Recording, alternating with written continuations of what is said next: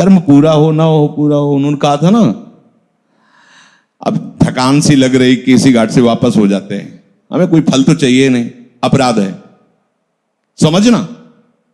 ओ कर्म पूरा हो ना पूरा हो, आज तो रात में हमारी हिम्मत नहीं हो रही श्रृंगार की, आज ऐसे ही फूल ऐसे, यह प्रमाद है। नहीं, भरपूर मेहनत की और काम पूरा नहीं हुआ तो मुस्कुराहट आनी चाहिए, क्योंकि हमारी तरफ से कोई बेईमानी नहीं हुई, जो आज्ञा हुई उसका पालन। अब आपका, वो आपकी तरफ की बात है, कार्य पूरा हुआ नहीं हुआ, कार्य अधूरा हुआ, वो आप जाने। अपनी तरफ से प्रयास में कमी नहीं होनी चाहिए, ध्यान रखना।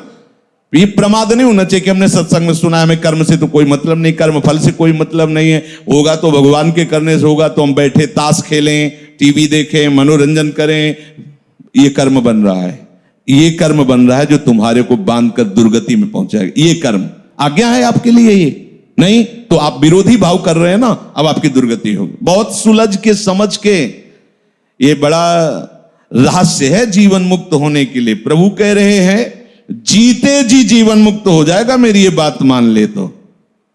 बुद्धि युक्तो जहाती उभे सुकृत दुष्कृते, यही दोनों हमको दंड देते रहते हैं।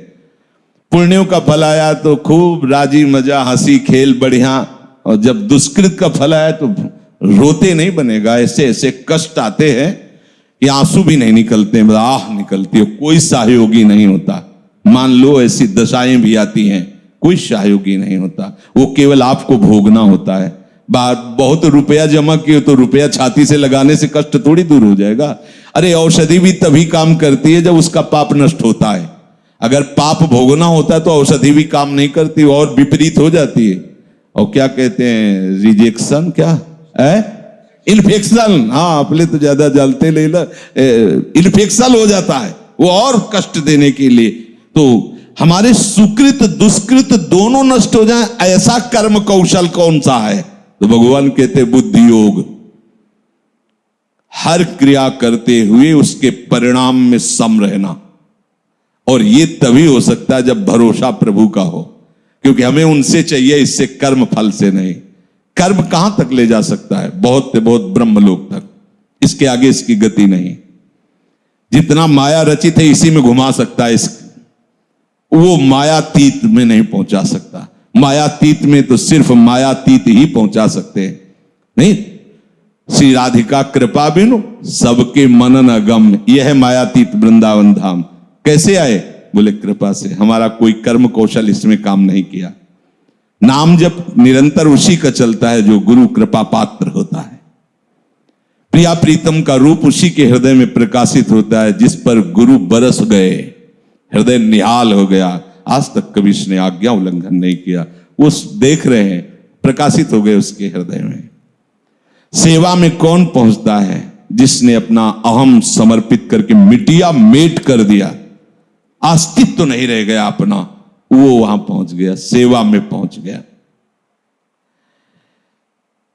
जो अपनी बुद्धि को समता से युक्त, समता को आप ले लो प्रभु, समता और प्रभु, प्रभु और समता एक ही शब्द है। वो जीवित अवस्था में ही पुण्य और पाप का त्याग कर देता है। जिसका पाप पुण्य नष्ट हो जाता है तो जानते हो उसके मन की दशा कैसी होती है? जैसे ये घड़ी का सेल खत्म कर दो, हटा दो, तो मिनट की सुई मिनट में, घंटे की घंटे में, सेकंड की सेकंड, ऐसे भी नहीं होगी। सेल खत्म, वहीं स्थित। ऐसे एक रस स्थिति उसकी प्रियालाल में होती, एक रस, सोते जागते उठते बैठते हर स्थिति, क्योंकि सेल खत्म। जो माया का सेल था ना, खत्म। कर्म बंधन खत्म, जो दुष्कृत सुकृत तो खत्म। अब उसका मन, उसकी बुद्धि, उसका चित्त, उसका अहम सब हरिवंश स्वरूप हो गए, सब प्रियालाल। कितना परमानंद आप सोच ले सकते। कोई भी पाप उसे छू नहीं सकता, यहां समझना होगा। ऐसा नहीं कि उसके शरीर से होगा ही नहीं, ऐसी बात नहीं। कोई भी पाप, पाप का मतलब होता है दुष्कृत कर्म का परिणाम। दुष्कृत कर्म के परिणाम को पाप कहा गया है और सुकृत कर्म के परिणाम को पुण्य कहा गया है। तो कोई भी पाप उसका स्पर्श नहीं कर सकता। पाप परिणाम, ये नहीं कहा कि उसके शरीर से कोई भी दुष्कृत नहीं हो सकता, ऐसा नहीं कहा, क्योंकि शरीर है, हो सकता है ऐसे चले और नीचे कोई जीव दब गया मर गया, हो जाएगा। जहां मोबाइल ही मच्छर चला गया अंदर, कीड़ा कोई चला गया, श्री जी के पात्र मार्जन के लिए मिट्टी रज खोदने के लिए गए और पहला ही फावड़ा मारा तो 2 खन खजूर एक साथ 4 हो गए। फावड़ा जोर से मारा जाता है तभी तो मिट्टी आएगी। अब हमें क्या पता था, दुष्कृत तो हुआ लेकिन उसका परिणाम पाप छू नहीं सकेगा, समझना। सुकृत हुआ लेकिन उसका परिणाम पुण्य उसे छू नहीं सकता। क्यों? क्योंकि उसकी बुद्धि वहां स्थित। रज किस लिए ले रहे? प्रियालाल के पात्र मार्जन के लिए। उत्साह है कि सुंदर कोमल पवित्र रज प्रियालाल के पात्र मार्जन के लिए मिले, और उसी उत्साह में वो कृत्य हो गया, कर्म बना। क्या? दुष्कृत, हत्या 2 खन खजूरों की। पर परिणाम तुम्हारे उद्देश्य से जहां बुद्धि स्थित उससे प्रकट होगा। उस जो क्रिया हुई वो छू नहीं सकेगा। ऐसे ही पूरे विश्व में कहीं भी कुछ भी उसकी स्थिति की बुद्धि की जो है वो प्रभु में है, इसे कुछ नहीं। मार अर्जुन मार इनको। कैसे मारूं? ये द्रोणाचार्य हैं, भीष्म जी, जिन्होंने प्रत्यंचा चढ़ाना सिखाया, और उन्हीं के आशीर्वाद से सबसे बड़ा धनुर्धर बनाऊं, उन्हीं पर धनुष बाण संधान करूं। कैसे? जिन्होंने अंगुली पकड़ के चलना सिखाया, उन्हीं भीष्म जी के ऊपर बाण संधान करूं। कैसे? अब दिखा रहे हैं विराट स्वरूप से, देख तू केवल निमित्त बन, ये सब मेरे द्वारा चबाए, जैसे इलायची लौंग होती ना, ऐसे फंसे थे भीष्म द्रोणाचार्य आदि। भगवान ने दिखाया तू केवल निमित्त बन, कर तो मैं रहा हूं। ये जब उपासक प्रभु के चरणारविंद में अपना विश्वास और भरोसा दृढ़ कर देता है, तो देखो पूज्य श्री भाई जी हनुमान प्रसाद पोद्दार जी की अपनी स्थिति का वर्णन कर रहे हैं।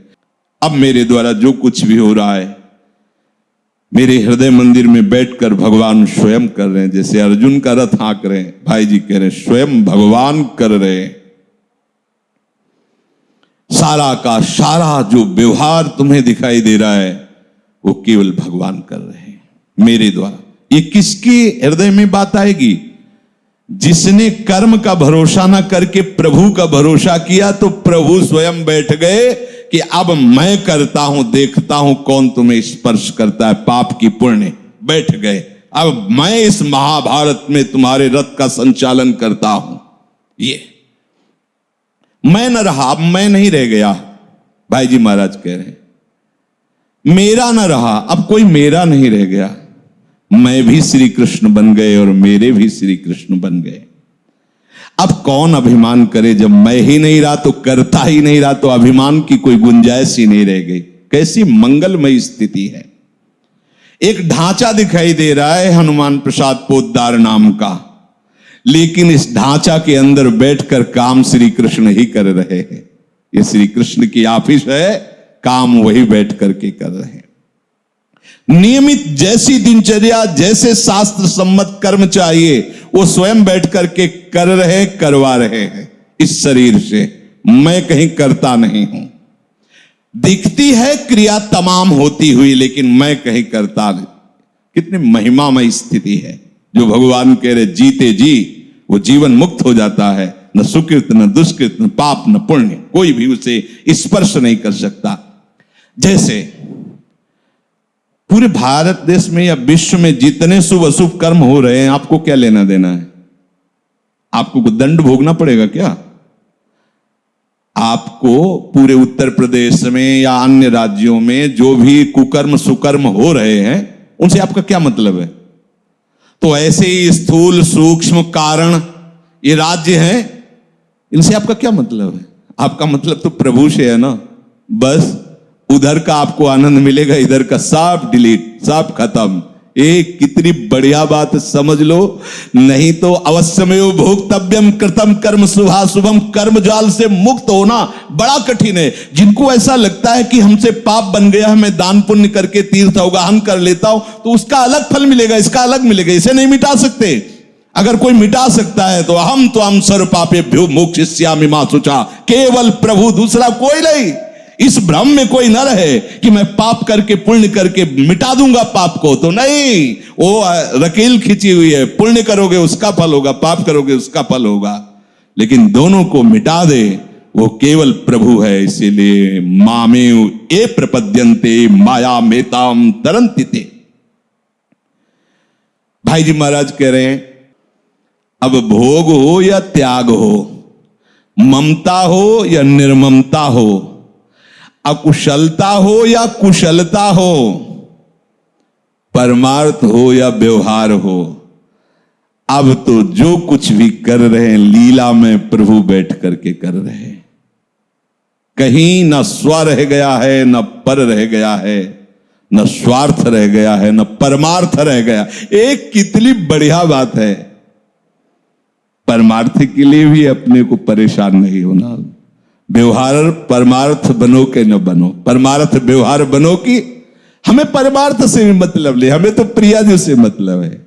आप जैसे चाहो वैसे बर्ताव करो नाथ, बस आपकी सिवा कोई ना हमारा साधन है और ना साध्य है।